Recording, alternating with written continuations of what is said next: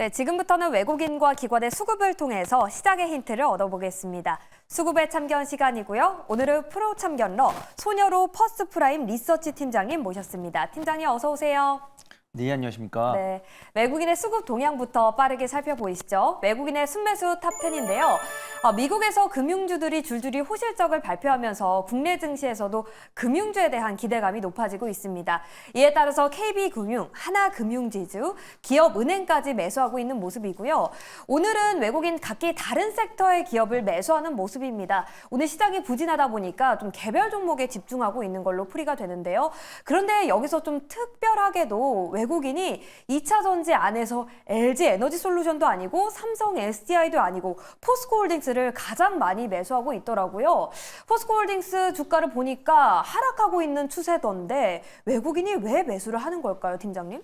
네, 확실하게 포스코홀딩스가 갖고 있는 순자산 기준으로는 확실히 저평가 매력도 있다라고 보고 있지만 네. 이 기업을 철강 기업이냐, 2차전지 관련 기업이냐라고 봤을 때 두 가지 모멘텀 동시에 부각되는 거 판단됩니다. 우리가 보통 LG 에너지 솔루션이 포드와의 어떤 공급 계약이 나왔을 때는 사실 LNF가 가장 직접적인 수혜를 입거든요. 하지만 LNF나 다른 종목들은 바닥 대비 기술적으로 많이 올라오다 보니까 상대적으로 포스코홀딩스가 좀 저렴한 위치에 있다 이렇게 판단하는 것 같습니다.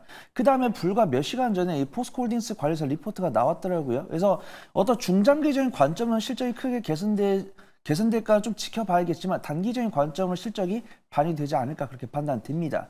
이 중국 경기 부양책에 따라서 포스코홀딩스에 따른 실적이 개선이 될 거다 이런 부분이 있더라고요. 하지만 이 양날의 검 같은 것이죠. 단기적으로 철광산 가격이 올랐을 때는 포스코홀딩스가 단기적으로 실적이 개선되겠지만 그 결과적으로는 이 철강과 연동된 종목들은 실적 향상이 되기가 쉽지 않다는 부분입니다. 하지만 그 부분까지 신경을 쓰기에는 굉장히 좀 시장에 대한 변동성이 높다라고 판단하고 있고요. 오늘 외국인의 포스코홀딩스의 저가 매수는 긍정적으로 보고 있지만 내가 이 철강이랑 2차 전지 관련해서 3개월, 6개월 이상 보유하면서 이 순자산 가치에 대한 저평가 매력도로 보유하겠다. 이러신 분들께는 적극적으로 권해드리지만 2차 전지로서 철강 관련 종목으로서 단기적인 수익을 원하시는 분들께는 다른 종목을 권해드릴 수 있다. 그렇게 말씀드리도록 하겠습니다. 네, 오늘 리포트가 나왔고 다른 2차 전지 대비해서 덜 올랐기 때문에 오늘 매수세가 유입되고 있는 걸로 풀이가 되는데요.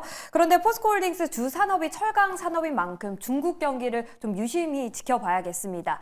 자, 다음으로 살펴볼 기업은요. ASML의 실적 쇼크에도 불구하고 PSK 홀딩스에 대한 매수세가 들어오고 있는데 이유가 뭘까요? 네, 전반적으로 반도체 전반에 대한 투심은 악화가 되고 있는데 그중에서도 5그룹 평가되는 종목에는 수급이 들어오고 있는 것 같습니다. 이 PSK 홀딩스도 장비 기업이고 ASML도 장비 기업이지만 이 장비 기업들이 제조 판매하고 있는 장비가 다르고 이 제조 판매하고 있는 장비를 구매하고 있는 전반 기업이 다르다고 한다면 5그룹 구분될 수 있는 거죠. 이 ASML이 만들고 있는 노광 공정 장비가 국내에선 SNS텍이나 오로스테크놀로지 이런 종목들을 생산을 하고 있는데 이 ASML의 전반 기업이 삼성전자입니다. 그래서 삼성전자의 부진이 ASML의 부진을 만들었다라고 판단하고 있는데 PSK 홀딩스 같은 경우는 이제 EUV에 들어가는 리플로우 장비를 만들고 있죠. 리플로우 장비를 만들고 있는데 이 리플로우 장비의 대부분 매출처가 SK하이닉스입니다. 그래서 지금 엔비디아랑 TSMC 같은 경우 굉장히 견조한 모습 보여주고 있는데 이 PSK 홀딩스가 이 리플로우 장비를 만들어서 SK하이닉스에다 납품을 하고 있다 보니까 상대적으로 ASML과 삼성전자 영향권 밖에 있다 그렇게 판단하고 있고요. 이 PSK 홀딩스 같은 경우 분기나 연간 실적 봤을 때는 견조한 실적 보여주고 있고 리포트를 토대로 하더라도 이 HBM 공장에 필수적으로 리플로우 장비가 필요하기 때문에 이 HBM 산업에 대해서 글로벌 전반 기업발 수주가 있을 것 같다. 그런 평가를 받고 있습니다. 이 PSK 홀딩스 같은 경우는 기술적으로 쌍바닥을 넘어서 산바닥까지 형성한 반도체 장비 기업이기 때문에 상대적으로 안전한 종목으로 보인다. 그렇게 평가해 보도록 하겠습니다. 그럼 지금 따라 사도 괜찮다라는 말씀이시죠? 사실 이 PSK 홀딩스의 주가를 봤을 때 따라 사는 위치도 아닌 것 같습니다. 이 모아가기 좋은 위치다. 그렇게 평가해 보도록 하겠습니다. 네, 알겠습니다. 모아가기 좋은 위치다. PSK 홀딩스에 대한 이유 들어봤습니다. 자, 그럼 이 중에서 팀장님의 탑픽 하나 꼽아볼게요. 어떤 기업일까요? 네, 저의 탑픽은 휴젤 꼽아보도록 하겠습니다. 그 메디톡스와의 소송에서 승소한 이후로 주가가 계속 달리고 있는데 상승 여력이 어디까지 열려 있을지 궁금합니다. 네, 휴젤은 제약 바이오면서도 화전문 관련 종목이다 그렇게 보고 있고요.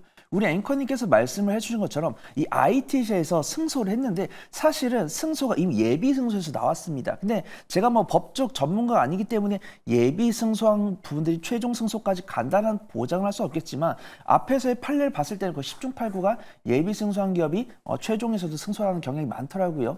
그 다음에 휴젤에서 만들고 있는 보툴륨 톡신이라는 제재가 글로벌에서 수출이 꾸준히 되고 있다라고 판단합니다. 그래서 지금 휴젤 같은 경우 현재퍼가 29 정도 되는데 11개월 선내퍼가 15고 증거사 리포트를 토대로도 이 휴젤이 판매하고 있는 제재가 글로벌에서 대량의 판매 매출을 기록할 것이다. 이런 표가 있기 때문에 추가적인 상승세에 있다라고 판단되고 있고요. 이 제약바이오 시장을 둘러싼 투심이 상당히 긍정적이기 때문에 이 외국인과 기관의 매수세에 의해서 추가 상승 나올 수 있다라고 판단합니다. 이 주가 수익을 봤을 때는 우리가 보통 알만한 제약바이오 기업들이 주가 수익 비율이 거의 60에서 80 정도 되거든요. 근데 제가 뭐 휴젤의 현위치에서 4배 간다 이런 발언은 조금 위험하다 이렇게 판단하고 있고요. 일단 현위치에서 10% 이상 갈 거다라고 보고 있고 10% 돌파했을 때는 시장 정황 체크하면서 목표 수익률을 바꿔나갈 수 있다 그렇게 판단하고 있습니다. 네, 휴젤 10% 이상 상승 여력이 있다 이렇게 진단해 주셨습니다. 자, 계속해서 기관의 순매수 수급 동향도 살펴볼게요. 기관의 순매수 탑10인데요. 역시 외국인과 마찬가지로 뚜렷한 방향성을 보이고 있지는 않습니다. 그나마 방산 기업인 한화 에어로스페이스와 하나시스템 사고 있고요. 그리고 2차 전지기업 포스코퓨처엠, LG화학 매수하고 있는데 이 중에서 가장 많이 매수하고 있는 거는 두산 에너빌리티예요. 3일 연속 상승하고 있던데 최근에 SMR 관련해서 호재도 많고 추가 상승 기대해봐도 될까요? 네, 추가 상승 가능성이 있다라고 판단합니다.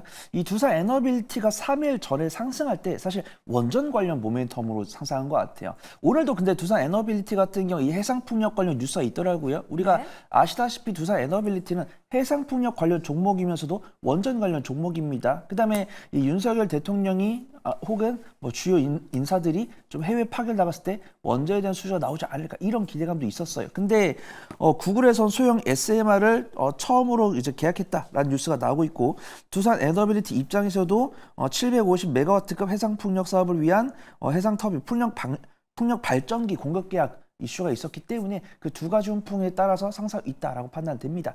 근데 확실하게 이 해상풍력이랑 플랜트 매출 비중이 높고 이 원전 관련으로 일간 변동성이 나온 것은 맞지만 사실 원전 관련 매출은 두산 에너빌리티 매출 비중의 10%를 10%밖에 차지하지 않고 있기 때문에 이걸 실적 관점 접근하기보다는 기술적 관점 접근하는 게 맞다라고 판단하고 있고요. 바닥권에서 이제 막 올라왔기 때문에 단기적인 저항 구간까지는 상승이 가능해 보인다. 그렇게 말씀을 드리도록 하겠습니다. 네, 추가 상승 기대해 보겠습니다. 자, 다음으로 하이브 볼게요. 어제 국정감사 팀장님 보셨나요? 국정원사 영상만 봤습니다. 네, 저도 쇼츠로 봤는데 하이브 기관이 14일 연속 매수를 하고 있습니다.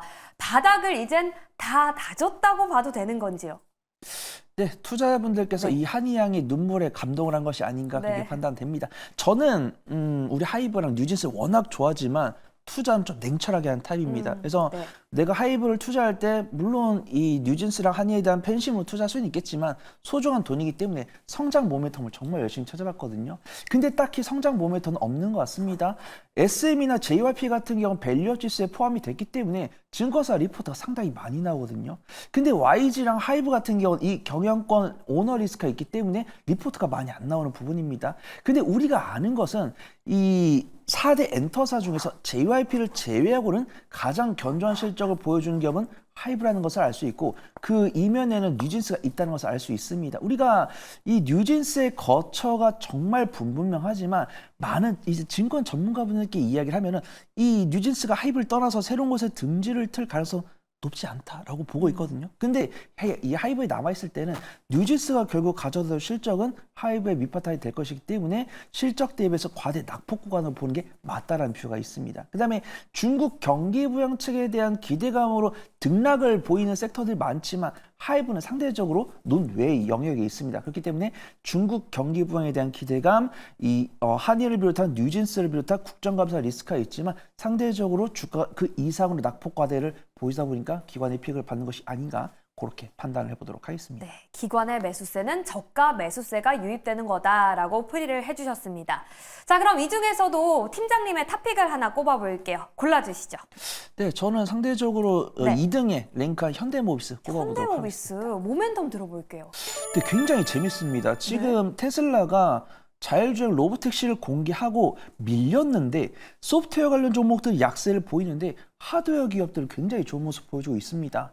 이 로보택시 출시 일정이 지연된 것은 맞지만 출시는 반드시 될 것이기 때문에 그 부분에 대한 들어가는 하드웨어에 대한 수요는 증가할 것이다. 이런 뷰가 있는 것 같아요. 그래서 이 현대모비스 같은 경우 뭐 타이어 파는 회사 아니야? 그냥 중고차 리필 부품 만드는 회사 아니야?